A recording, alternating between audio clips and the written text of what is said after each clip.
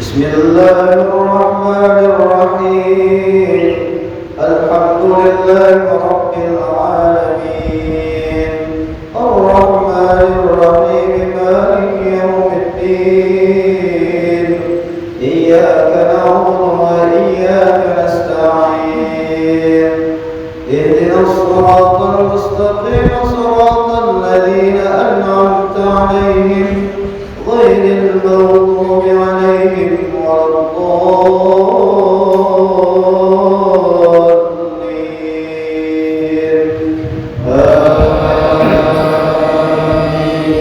آمين. بسم الله الرحمن الرحيم ألف لام ميم تنزيل الكتاب لا ريب فيه من رب العالمين أم يقولون افتراه بل هو الحق من ربك لتنذر قوما ما أتاهم من نذير من قبلك لعلهم يهتدون الله الذي خلق السماوات والأرض وما بينهما في ستة أيام ثم استوى على العرش ما لكم من دونه من ولي ولا شفيع أفلا تذكرون يدبر الأمر من السماء إلى الأرض ثم يعود إليه في يوم كان مقداره 1000 سنة مما تعدون ذلك عالم الغيب والشهادة العزيز الرحيم الذي أحسن كل شيء خلقه وبدأ خلق الإنسان من طين ثم جعل نسله من سلالة من ماء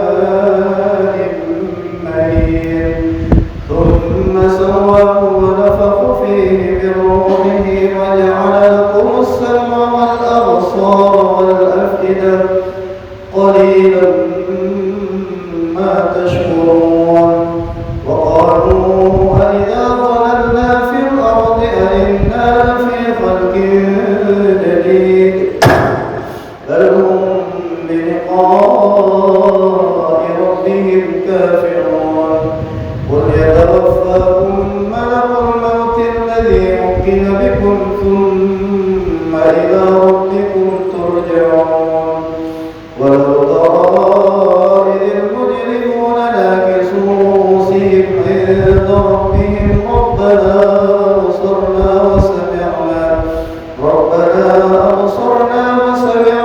فارجعنا نعمل صالحا إنا موقنون ولو شئنا لآتينا كل نفس هداها ولكن حق القول مني لأملأن جهنم من الجنة والناس أجمعين فذوقوا بما نسيتم لقاء يومكم هذا إنا نسيناكم وذوقوا عذاب الخلد بما كنتم تعملون بآياتنا الذين إذا ذكروا بها خروا سجدا وسبحوا بحمد ربهم وهم لا يستكبرون. الله أكبر.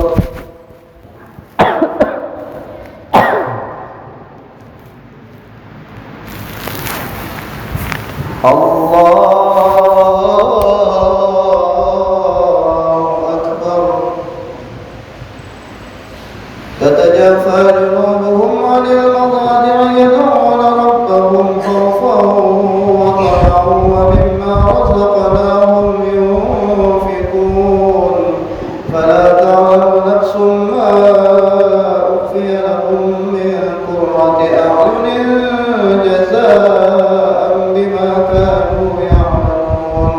وأما الذين فسقوا فمأواهم النار كلما أرادوا أن يخرجوا منها أعيدوا فيها وقيل لهم ذوقوا عذاب النار الذي كنتم به تكذبون. ولنذيقنهم من العذاب الأدنى دون العذاب الأكبر لعلهم يرجعون. ومن أظلم ممن ذكر بآيات ربه ثم أعرض عنها إنا من المجرمين منتقمون. ولقد آتينا موسى الكتاب فلا تكن في مرية من لقائه وجعلناه هدى لبني إسرائيل وجعلنا منهم أئمة يهدون بأمرنا لما صبروا وكانوا بآياتنا يوقنون. إن ربك هو يفصل بينهم يوم القيامة فيما كانوا فيه يختلفون. أولم يهد لهم كم أهلكنا من قبلهم من القرون يمشون في مساكنهم إن في ذلك لآيات أفلا يسمعون. أولم يروا أنا نسوق الماء إلى الأرض الجرز فنخرج به زرعا تأكل منه أنعامهم وأنفسهم أفلا يبصرون. ويقولون متى هذا الفتح إن كنتم صادقين. قل يوم الفتح لا ينفع الذين كفروا إيمانهم ولا هم ينظرون. فأعرض عنهم وانتظر إنهم منتظرون. الله أكبر.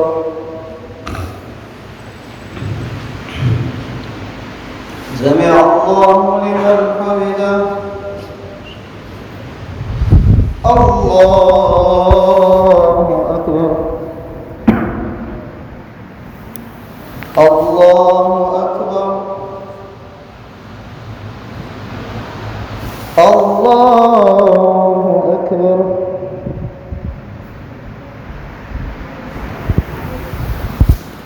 الله أكبر. بسم الله الرحمن الرحيم. الحمد لله رب العالمين الرحمن الرحيم مالك يوم الدين إياك نعبد وإياك نستعين اهدنا الصراط المستقيم صراط الذين أنعمت عليهم غير المغضوب عليهم ولا الضالين.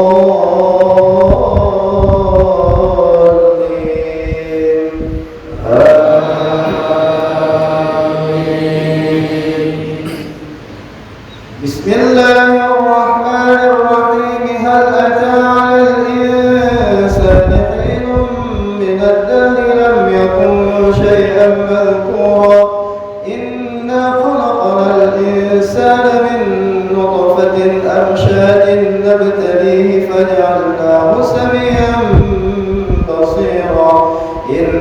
هديناه السبيل إما شاكرا وإما كفورا إنا أعتدنا للكافرين سلاسل وأغلالا وسعيرا إن الأبرار يشربون من كأس كان مزاجها كافورا عينا يشرب بها عباد الله يفجرونها تفجيرا يوفون بالنذر ويخافون يوما كان شره مستطيرا ويطعمون الطعام على حبه مسكينا ويتيما وأسيرا إنما نطعمكم لوجه الله لا نريد منكم جزاء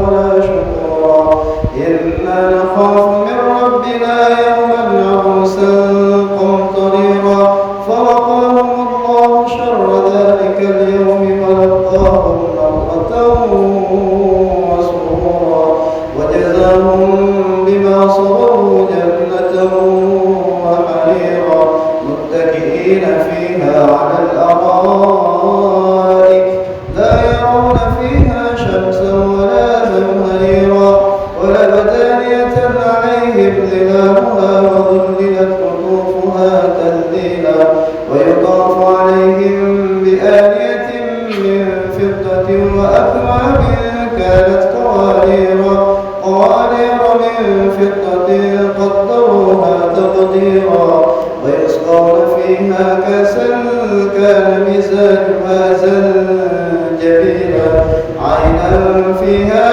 تسمى سلسبيلا ويطوف عليهم ولدان مخلدون إذا رأيتهم حسبتهم ضرا منثورا وإذا رأيت ثم رأيت نعيما وملكا كبيرا عاليهم ثياب سندس خضر واستبرق وحلوا أساور من فضة وسقاهم ربهم شرابا طهورا إن هذا كان لكم جزاء وكان سعيكم مشكورا إنا نحن نزلنا عليك القرآن تنزيلا واصبر لحكم ربك ولا تطع منهم آثما أو كفورا واذكر اسم ربك بكرة وأصيلا ومن الليل فاسجد له وسبحه ليلا طويلا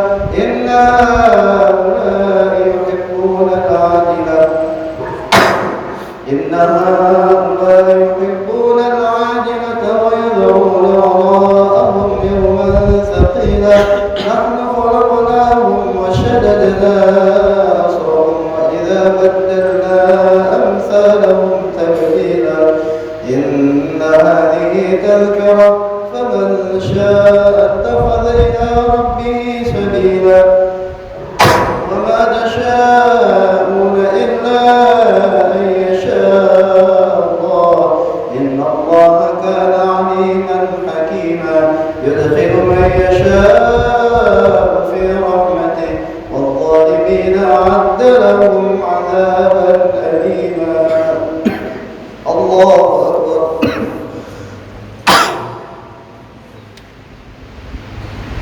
سمع الله لمن حمده اللهم اهدنا فيمن هديت وعافنا فيمن عافيت وتولنا فيمن توليت وبارك لنا فيما أعطيت وقنا شر ما قضيت